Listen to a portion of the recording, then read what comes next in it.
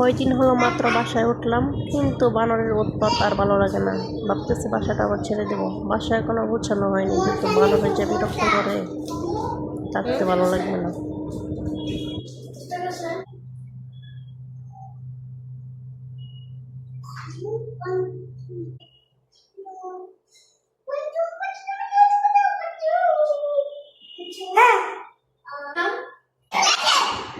How are you, বন্ধু? Fine আছো?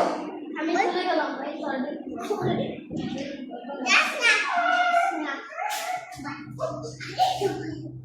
আল্লাহ, সব পড়াইতেছে। মানুষ পালাই দিচ্ছে।